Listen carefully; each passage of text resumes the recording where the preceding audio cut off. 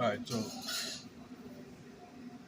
uh, this woman and her son are, and I believe her son is gay, and I believe she's catering to his sexual interest. This dude has been pointing his freaking butt in my face for the last 3 minutes and sniffing the back of his mom's neck. And I think it's like the community of people who cater to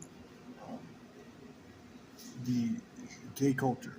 So even your parents. So like if you had a son who was gay and he wanted to have sex with a straight guy, you're as a parent you were supposed to support his interests, even if the guy isn't gay. You're supposed to help your child have sex or flirt, harass that person, and they use implants to help them. So they knew exactly when I turned the camera on. They meandered here for about 2 or 3 minutes before they placed the order. And then the kid stood in front of my computer, bent over, and his tight pants were in his butt crack.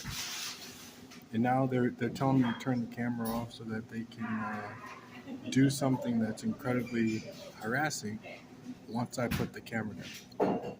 Or I have to make a 5-minute video waiting until these people leave to turn the camera off.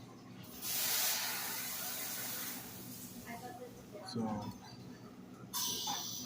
and then they'll say he's still gay as to support the gay community. So the dude in the gray that you can see, mouthed the words to that kid, he's still gay. And I'm pretty sure I could even overhear him. So he's supporting that kid's emotions to try to have sex with somebody. Uh, or to do something enticing to straight guy, an enticing act, and to feel like it's okay to entice somebody to have sex with little kids or gay men. So the idea was to tell the kid he's still gay, so that the kid can justify his actions. So even though I'm complaining, even though I'm saying it's inappropriate to do these things, they encourage each other to continue their behavior with logic, their logic, illogical. So it's an illogical lie. So you tell a lie. The lie is he is still gay. So it is okay for you to entice him to have sex with you. It's okay to point your butt at him. It's okay to bend over. It's okay to wear tight pants and no underwear. It's okay. It's okay to walk around town without underwear on and make it obvious. These behaviors are acceptable.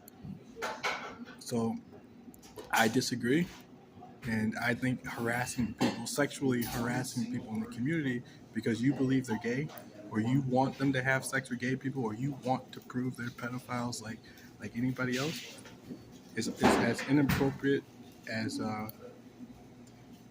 socially unacceptable behavior is inappropriate.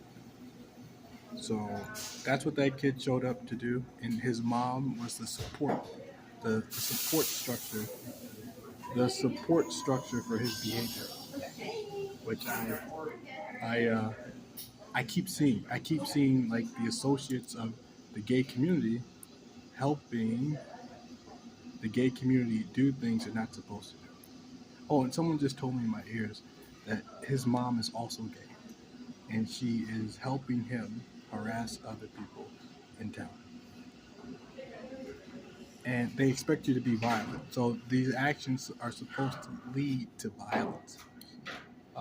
So what that kid did was supposed to lead to me right now, instead of pulling this camera out, instead of talking to the camera, was supposed to lead to me being violent. An altercation. Some little kid with tight pants on pointing his butt at you is supposed to aggravate you. It's supposed to make you mad. It's supposed to do something to you. And you can clearly identify that the kid is gay. And if the owner of the store recognized, well, they just said, you're never going to get help. You're never going to be able to prove what you're saying to the public, because the owner of the place you're at will never in a million years provide the evidence that the kid did what you said he did, that the kid showed interest in you.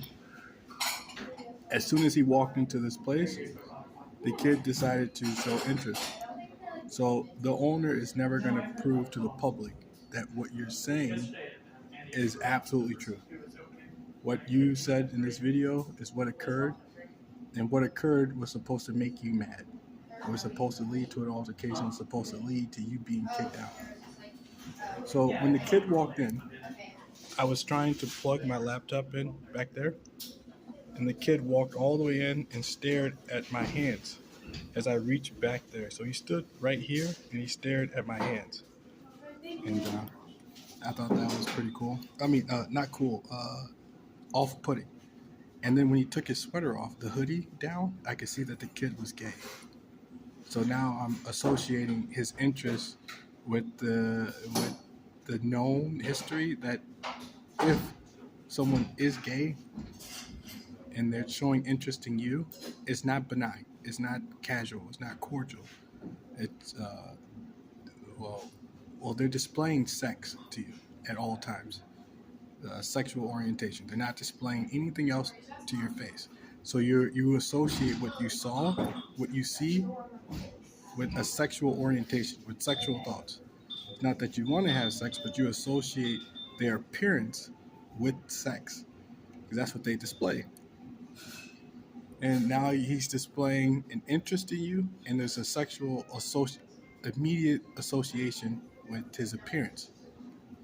Well, not sexual interest, but like a reference to something sexual, his sexual orientation.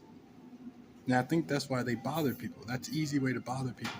You display sex, uh, you display an image that reminds people of sex.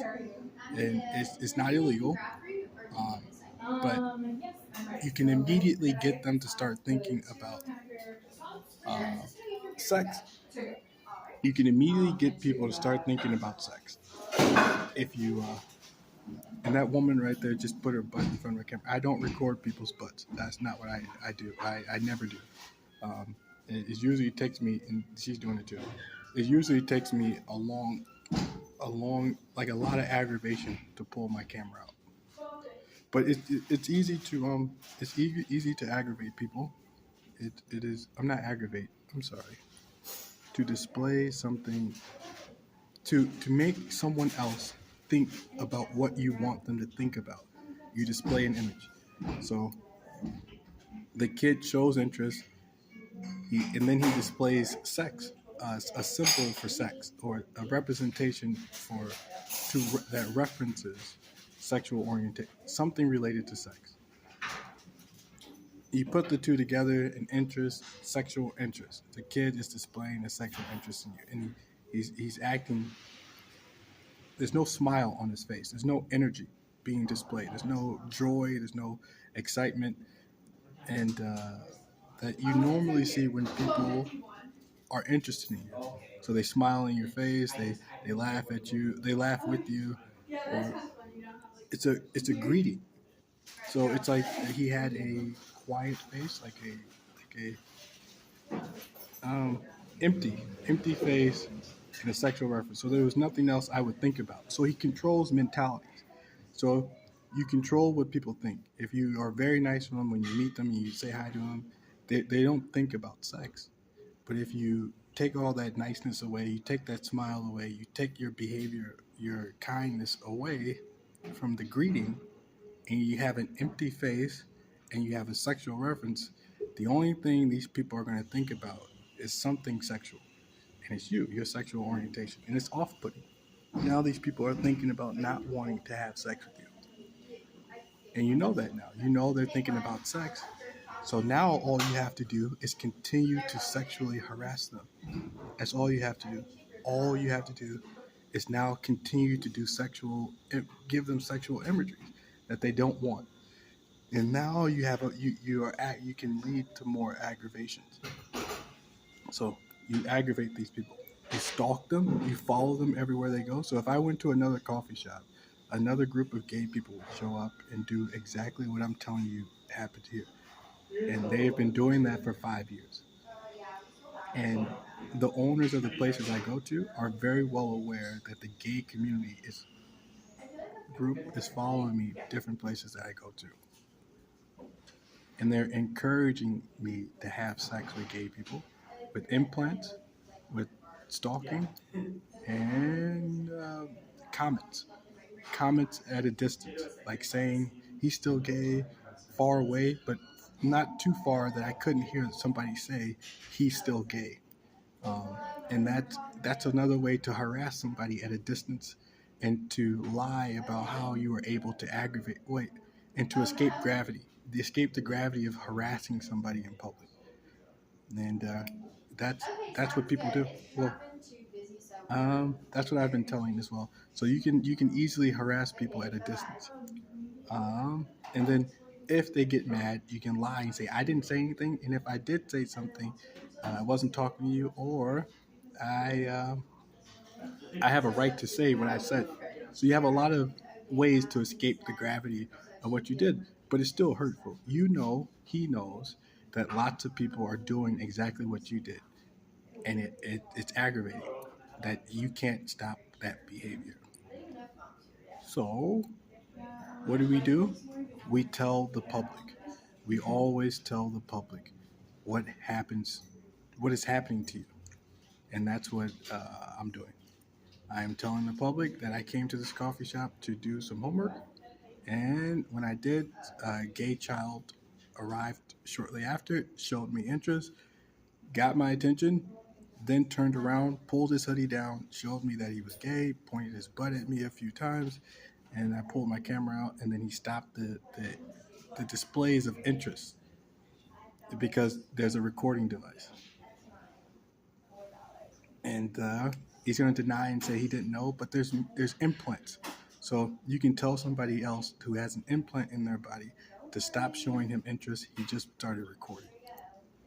And the owner of the store is never going to go back in time and watch this child or display to the public that what I am saying is exactly what happened when I sat down in the store. I do not lie because I know it's possible the truth can be discovered. So I can't risk it. And so they just said in my ears that no one's ever gonna watch this message. No one's ever, if you post this, um, no one's ever gonna watch this video. That's what they just said in my ears, and I think they're laughing at it. They're telling me to stop. Well, I think they're insinuating I should stop posting and smiling and electrocuting my genitals and electrocuting my tongue right now. So it's very hard for me to speak.